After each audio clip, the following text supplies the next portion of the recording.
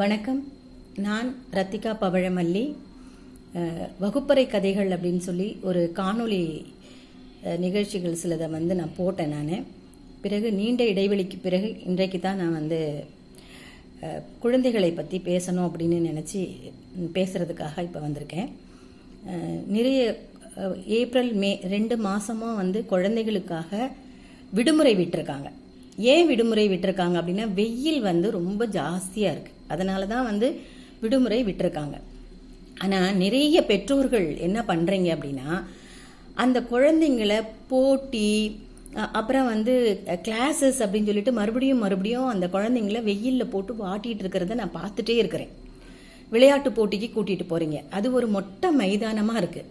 அந்த மைதானத்தில் பல மணி நேரம் உங்கள் குழந்தைங்கள உட்கார வச்சுருக்கீங்க. இந்த மாதிரி போட்டிகள் வெயிலில் குழந்தைகளுக்கான போட்டிகளை வெயிலில் நடத்துறதே தப்பு. அதுக்கு நீங்கள் பெற்றோர்கள் கூட்டிகிட்டு போகிறது அதை விட தப்பு. இவ்வளோ வெயில்லையும் நீங்கள் குழந்தைங்கள இப்படி அலைய விட்டால் அந்த குழந்தைகளுடைய உடல்நிலை என்ன ஆகும் பாருங்கள். அம்மை நோய் போன்ற கடுமையான நோய்கள் அந்த குழந்தைகளுக்கு வரலாம். காய்ச்சல் வரலாம். நீங்கள் போகிற எந்த இடத்துலையும் ஒரு யூரின் போகிறதுக்கோ இல்லை தண்ணி குடிக்கிறதுக்கோ ஆன வசதிகள் யாருமே செஞ்சு வச்சுருக்க மாட்டாங்க. குழந்தைகளுக்கான வசதிகளை எந்த ஒரு நிகழ்ச்சியிலையும் செஞ்சு வச்சுருக்க மாட்டாங்க. ஏறக்குறைய எல்லாம் ஒரு குழந்தைங்களுக்கு தேவையான நிகழ்ச்சிகள் நடத்துவாங்களே ஒழிய, ஆனால் அந்த குழந்தைகளுக்கு என்ன தேவை அப்படிங்கிறத அவங்க செஞ்சு வச்சுருக்க மாட்டாங்க.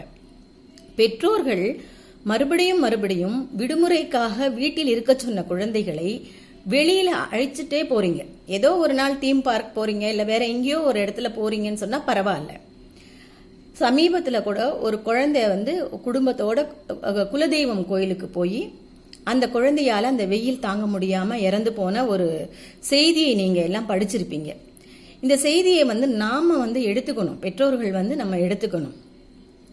தயவு செஞ்சு சொல்கிறேன். நான் இந்த கடுமையான வெயிலில் உங்கள் குழந்தைகளை வீட்டில் வச்சிருங்க. அல்லது ஏதாவது ஒரு குளிர் பிரதேசம், நல்ல வசதி இருக்கிறவங்க ஒரு குளிர் பிரதேசங்களுக்கு போய் ஒரு 10 நாளோ 15 நாளோ தங்கிட்டு வாங்க, பரவாயில்ல. ஆனால் அந்த குழந்தைங்கள பயிற்சி வகுப்புகள், விளையாட்டு போட்டிகள் அப்படிங்கிற பேரில் கொண்டு போய் வதைக்காதீங்க.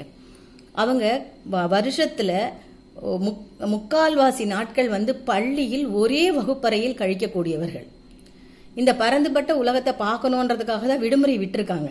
ஆனால் வெயில் ரொம்ப ஜாஸ்தியாக இருக்குது. அதை எத்தனை பெற்றோர்கள் நீங்கள் புரிஞ்சுக்கிட்டீங்கன்னே தெரியல.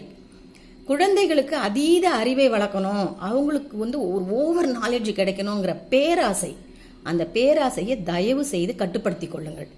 குழந்தையா வளருங்க. ஒவ்வொரு வயசுக்கு ஏற்ற திறமை இருந்தாலே போதும். நீங்கள் 12வது படித்த பிறகோ அல்லது கல்லூரி முடித்த பிறகோ வேலையை தூக்கி கொடுக்க போகிறதில்ல யாரும். படித்து முடித்த பிறகு கூட என்ன பண்ணணும், அந்த குழந்தை வேலைக்கு தேடணும். அப்பேற்பட்ட ஒரு உலகத்தில் நாம் வாழ்ந்துட்டு இருக்கோம். அப்போ சின்ன வயசுலேயே இந்த குழந்தை சாதிக்கணும், 5 வயசில் 25 வயசு குழந்தையோட திறமை வேணும் அப்படின்னு நிறைய பெற்றோர்கள் நினைப்பதோட விளைவு அந்த குழந்தை வீணாகிவிடும். அதுதான் நடக்கும். அதனால் தயவு செய்து பெற்றோர்கள் இந்த வெயிலில் குழந்தைங்களை எங்கேயுமே கூட்டிகிட்டு போகாதீங்க. நன்றி.